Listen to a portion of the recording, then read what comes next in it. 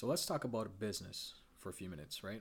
A lot of individuals I know in the past have started their businesses that have serviced in terms of credit repair clients, and eventually what they started doing was they started their own gig, right? They started their own business. Now, this goes without saying, of course, if you're in business, that means you're essentially looking for profit, right? The business of any business is business, it's to make money.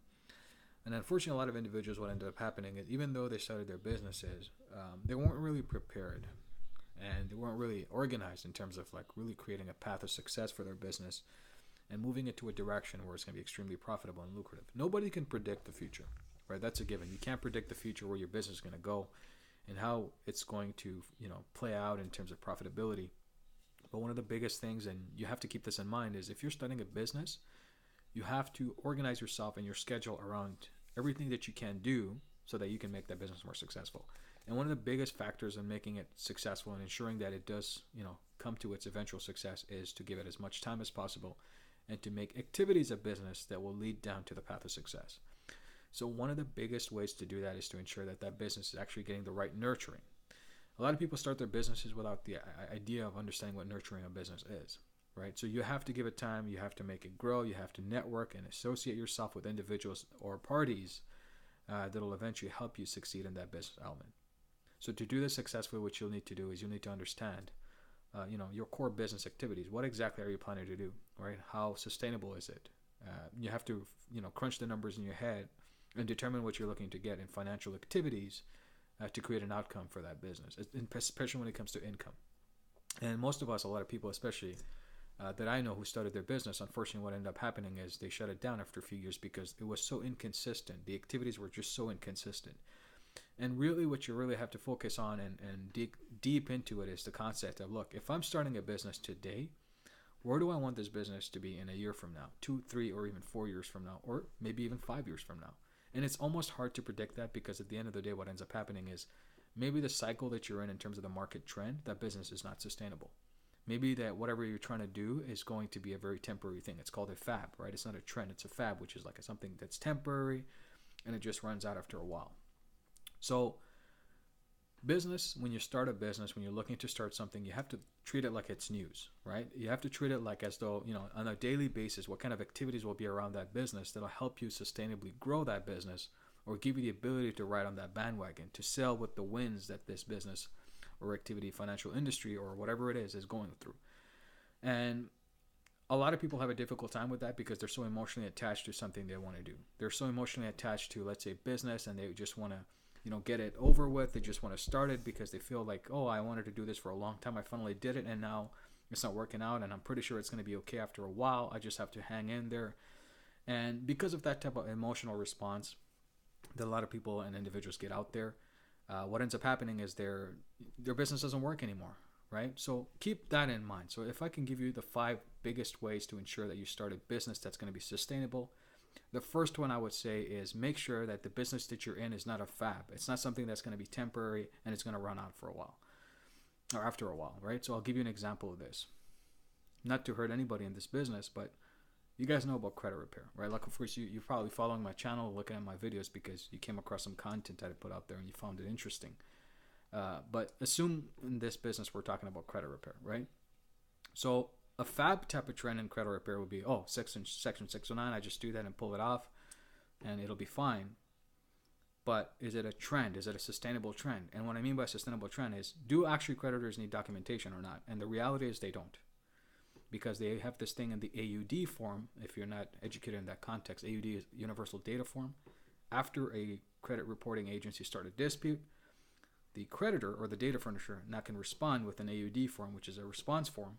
And in the box, in the bottom, there's a little checkbox, like, certified checkbox that say this information is certified accurate. And therefore, it's equal to saying I have documentation and I certified under testimony and oath. So they hold the legitimacy without the need of documentation. So that's a fab. It's been passed, and of course, it's still working because the credit reporting agencies, they have to, they're over inundated with a lot of consumer files, et cetera, et cetera. So it may work, it may not, whatever, right? But Section 609 is disclosures to consumer. It has nothing to do with documentation. Disclosures may be identification information, gathered IP addresses, mismatch information, timing on answering security questions, et cetera. So that's the difference between a fab and a trend. Another example in this industry can be the trade lines. A lot of people love the primary trade lines and People started this whole thing, and then all of a sudden they want that primary and they want to do this. One of the things you understand is you cannot financially engineer a file falsely, right? So that's been a fab for a long time. A lot of people believe that they can get away with it, but when you start doing these type of things, the industry catches on, right? I know a lot of people following me have been knowing that this channel is going and gearing education towards building financial relationships with your institutions, building bankable relationships. And nowadays I hear people saying, oh, my client was denied because of this and that bank record or this and that verification. Well, no duh, right?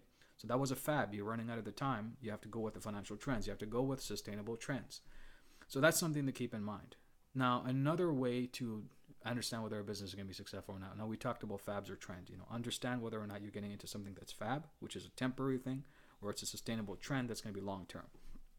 The second component of the 5-step system in ensuring that you start a sustainable business is to make sure that there's financial profitability. And that's a no-brainer, right? If you're starting a business and if you're seeing that the profitability in the sector is very minimal and you think for some reason that you can just step in and conquer territories where there's dominant players already and you're stepping on their foot, you're going to get away with it, you're wrong. It's not going to be as easy as it sounds or it looks, right? You really have to put the effort to understand whether or not it's that client abundance is there. The what we call the addressable market space is there. Is it a $1 billion segment or a multi-trillion-dollar segment, right? So when you go into a business, you have to kind of go into it understanding the financial profitability and how you will devise a plan to go after those financials, to go after those financial outcomes that you're looking to achieve. And the best way to do that is to ensure that you have a game plan from the get-go, understanding, first of all, the trends or fab, we discussed that, and understanding financial viability, or whether or not it's something that you can actually go after without putting a lot of effort at the beginning and to sustainably grow it over time. Because if you have to go out of your way and spend a lot of money just to get to that business to start making some profit, and especially if it's not sustainable, especially if you're stepping on other people's territory and you have nothing that's unique compared to the other people, because they have a lot of resources, money, and time they've invested over the years to make their thing like avant-garde, very unique and exclusive, and you're just stepping in there and your services or products or whatever, they're not as superior, it's going to take a little bit of time before you start building that what we call momentum, right? So you got to be careful with that. Your financial viability, the profitability factor, what is it based on? Is it based on a lot of exclusivity? Is it based on uniqueness? Is it based on IP, intellectual property? Is it based on, making sure something's so unique, but you have to dedicate, time and resource and research and development, R&D is what we call it, into ensuring that that's something that you're going to be long-term and you can take a segment of that marketplace through those developments. Then it's going to take a little bit of long time. Then you have to wait out until that's done. You're going to be in a loss for a few years, right? So in today's time and space, you don't have that luxury, right? So when you start a business, we talked about trends and fab, but we also talked about financial viability. So financial viability has to be from the get-go. Can you step into the marketplace and make cash right away? That's something you got to think about. The third element in creating a sustainable business is to ensure that whenever you do go into business, right? Whenever you do go into business, how are you going to treat your customers? A lot of people think that's a very basic information, but that is not a very basic information. Right, how you treat your customers is going to be how you treat your business, right? So if you start off and you're not really taking your time to respond to your customers, you're not really taking your time to respect what your customers want, and your whole business is revolved around them sending you money and putting it in your pocket so you can feed your family and build your wealth, then you'd better damn make sure you're taking care of your customers, right? And don't take advantage of their intellectual inability to understand certain things that you know about, right? So for example, you can be a great customer service individual, but you're taking full advantage of their ignorance, right? So essentially a lot of people don't know what they don't know, and you know for a fact that it's immoral or it's wrong for you to charge them for certain things and information that you can actually give them for free, even if it takes a little bit to build that relationship at the beginning. So that's not a long-term greedy thing, right? That's instant gratification, and that can hurt your customers. In addition to that, it's going to kind of, they may be happy at the beginning. They kind of like, oh, wow, I didn't know about this. But eventually what's going to happen is they'll realize the financial value of the information you provided. They could have gotten that for free, or they could have gotten information elsewhere for much less, right? So you have to treat your customers with respect. They're not people that you got to take advantage of. They're the people that's going to be giving you sustainable business long term. And there's a huge reason why I give out free content, right? We discussed this not too long ago in another video, but the business of customer service is very critical. So that's why it's important that we start creating reasonable expectations for each other as a customer and a business owner in terms of the way we work. But it doesn't give me the right to take advantage of people or individuals or customers. So you have to be very respectful of your customers, and you have to educate them and guide them through the process of what to do in terms of doing business with you and what information you can give away that's actually not going to hurt you but make you feel more credible and informative, and your customers will love you for it. That's the direction you should be taking. That's a long-term sustainable business model, right? It's not an instant gratification like a fab. It's a trend. It's a long-term sustainable trend. So think about your customers, right? So the first thing we discussed was trends and fabs. The second thing we discussed was financial viability and what are some of the requirements to reach that financial goal. The third is the customer service element and to treat your customers with respect on many different levels, right? Financially, educationally, and informationally. The fourth step in creating a sustainable business opportunity is to make sure that you have the right type of distribution.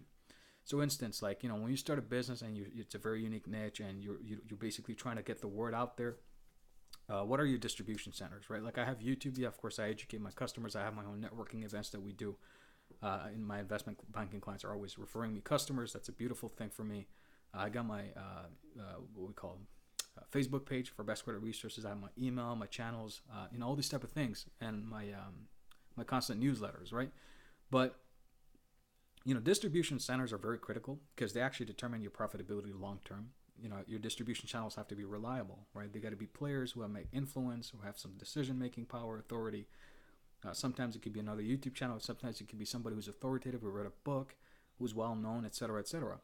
So that's a very critical way of really going out there and ensuring that your business is going to be long-term sustainable, right? So distribution centers are very critical. Where are you distributing your content, your information, your awareness to other individuals who potentially have your customers, right?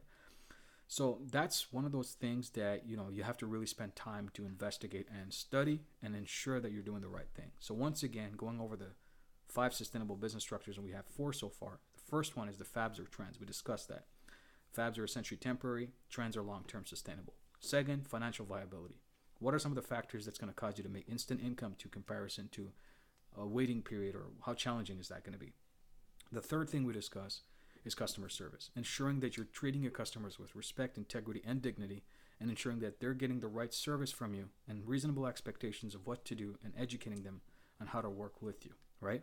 The fourth step of sustainable business model is to ensure that you have the right distribution centers, to ensure that you're going out there and taking care of your distribution centers, to ensure that your awareness is being built. Customers are knowing about you. People are inquiring about who you are, learning about you. You're providing enough value so that they can understand where you stand, right? What are some of the things that they can expect from you when they actually start working with you? So distribution centers are very, very important. So you should take your time to do some research on that and to learn exactly how to optimize that opportunity. And the last but not least is work on your personal branding, right? So at the end of the day, people deal with people. That's a given. So if you're not out there taking care of your customers, if you're not out there taking care of your business the right way, and especially yourself and your personal branding element, you're going to be hurt. So myself, what I do out there is I go out there, I do legitimate business. I make sure that I help my customers get the outcomes they want. I create a win-win situation for everybody. The transactions are fair always with me. I don't charge 12% backhand fees or anything like that for information that you can actually get for free. That's not really doing justice for my brand. If I tell you, here's the information, I charge you very little, even 2 to 3 points. You get the funding that you need, and I guide you in the future to do certain things that'll help you establish your wealth. And you come back to me and we do a lot of asset protection or other couple of things that are, leading down to a greater path of wealth. To me, that's more lucrative, right? But at the same time, you kind of understand, wow, this is pretty cool to deal with Ali. I'm learning quite a bit of things, and his personal brand is pretty powerful because he's not dependent on this one thing to make as much money off of me as possible at the beginning, because he's long-term greedy. So he wants me to succeed so I can help him succeed. That's the way I look at it, right? So personal branding for me is critical. It's very, it's very crucial when you're starting in business to consider that and how you're going to treat others and what you want to, other people to talk about when you're not there, especially when you're, not doing these type of videos or let's say content. So that's very critical. And I really emphasize strongly on that because I believe that this whole business community, when you're starting a sustainable business, it's about sustainability, right? It's about making sure that you're going to be there for a long time and not just a short period of time like a fab. That you're going to be disappearing overnight on your customers, right? You want to be there, handhold them, transactional guidance, a lot of other things that come with it. And I think that's critical, right? So those are the 5 forms of creating a sustainable business. I hope you found this information helpful. Don't forget to like the video if you like what I said. Share the content with those that you feel would care to understand this information. Leave a comment below on what are one of the 5 things that you felt is very important for you when it comes to business. And until that, I hope you guys enjoyed. So this is your guide and mentor, Ali Tarafdar. Bye for now.